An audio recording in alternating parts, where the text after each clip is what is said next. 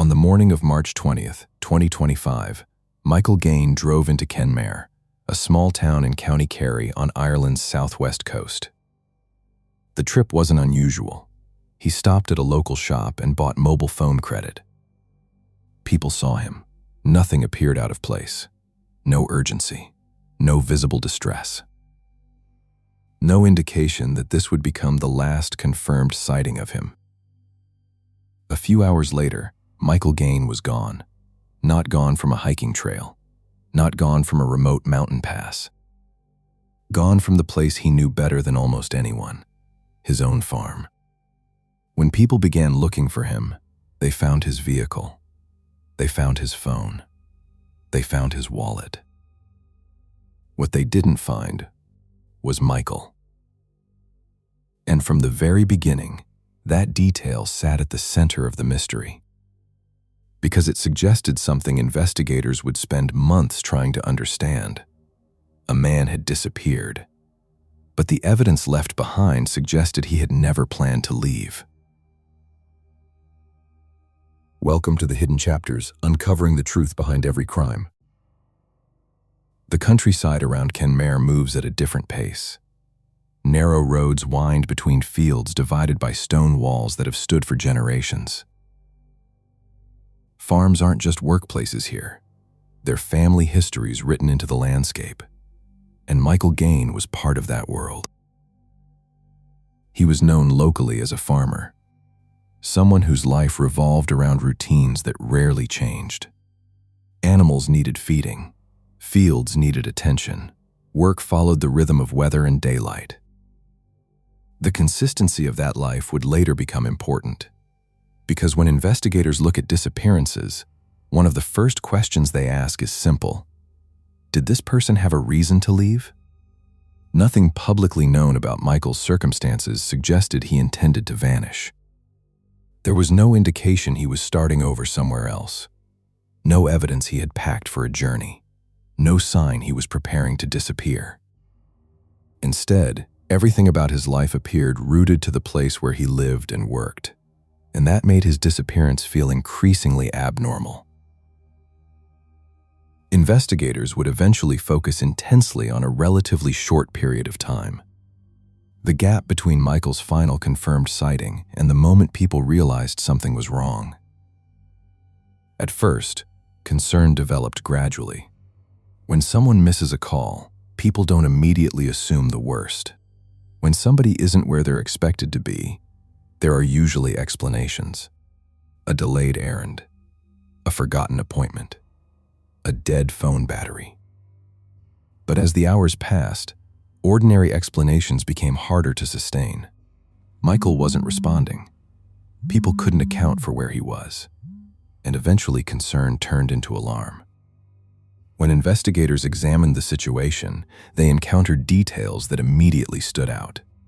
His Toyota RAV4 remained at the farm. His phone remained at the farm. His wallet remained at the farm.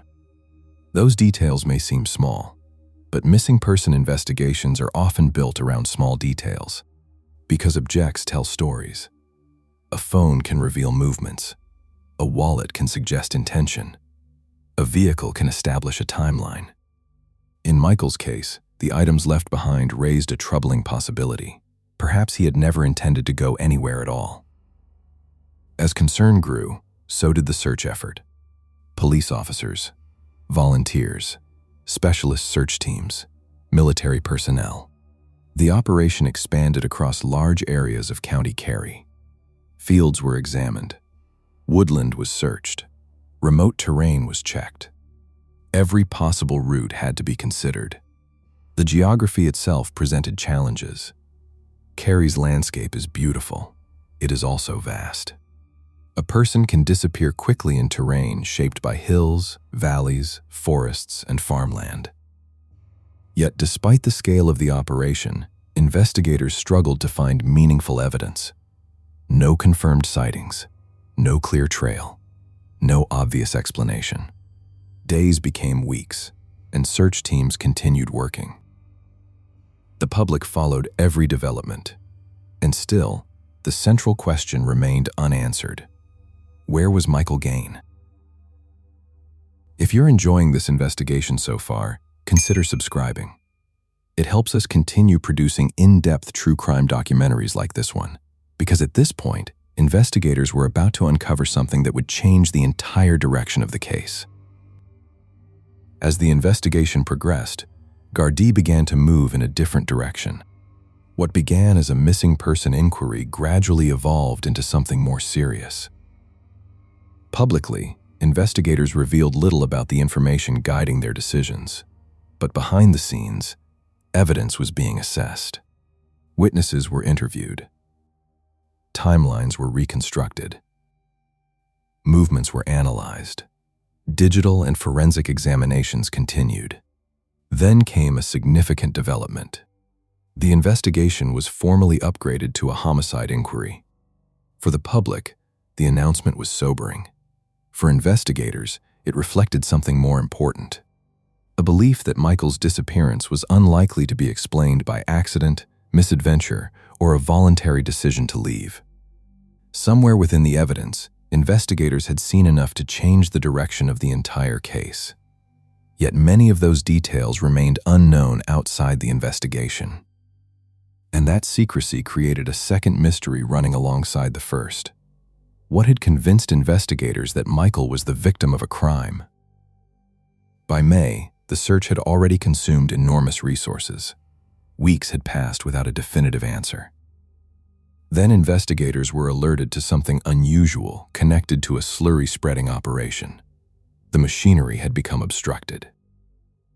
Initially, it appeared to be a routine problem. It wasn't. What was discovered triggered an immediate forensic response. The area was secured. Specialists arrived. Search activity intensified. For the first time since Michael's disappearance, investigators were not searching for possibilities. They were processing physical evidence. The significance of the location was impossible to ignore. The discovery was connected to land associated with Michael's farm, the same property that had become a focus of investigative attention. Now forensic teams returned, not to search, to recover. And that distinction changed everything. The work that followed was meticulous. Scenes connected to the investigation were examined in detail. Evidence recovery teams documented, collected, and analyzed material. Forensic investigations are rarely dramatic in the way films portray them. They are methodical, slow, deliberate. Every item recovered has to be identified. Every finding has to be verified. Every conclusion has to be supported by evidence. In a case already attracting national attention, the stakes were enormous. Investigators needed certainty, not assumptions, not theories. Certainty. As forensic examinations continued, attention increasingly focused on establishing exactly what had happened to Michael and how investigators could prove it. Then came confirmation. The remains recovered were identified as Michael Gaine. The search for a missing man was over. A homicide investigation remained. For Michael's family and community, the identification brought an end to one kind of uncertainty. But it opened another. And the most important questions remained unanswered. How had he died? What happened after his final known movements in Kenmare? Who was responsible? And why? Those questions became the focus of the investigation. Meanwhile, Gaine continued gathering evidence. Witnesses were interviewed. Existing evidence was re-examined. New leads were pursued. Like many major investigations, the public saw only fragments of what was happening.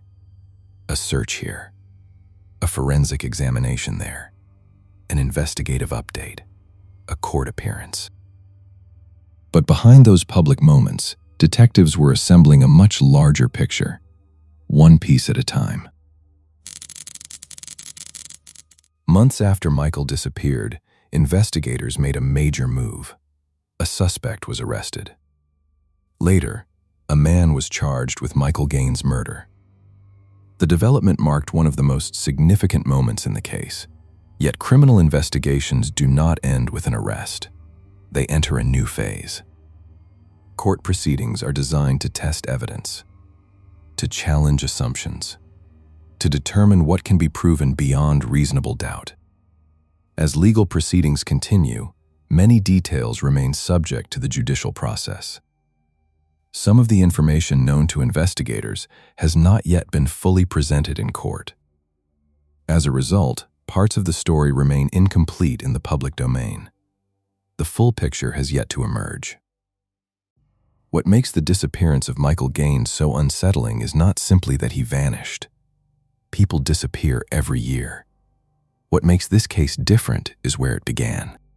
A familiar farm, an ordinary morning, a routine trip into town. Nothing dramatic, nothing extraordinary. Then suddenly, absence. The investigation transformed from a missing person inquiry into one of Ireland's most closely followed homicide cases. Search teams crossed fields and farmland looking for answers. Forensic specialists examined evidence. Detectives reconstructed timelines. Eventually, investigators identified a victim, developed a case, and brought charges. Yet even now, there remains a narrow stretch of time that continues to define the mystery. The gap between the last confirmed sighting of Michael Gaine and whatever happened afterward. Somewhere inside that gap lies the complete story. Investigators believe they have uncovered much of it. The courts may reveal more. But for now, the disappearance of Michael Gaine remains a reminder of how quickly ordinary life can fracture.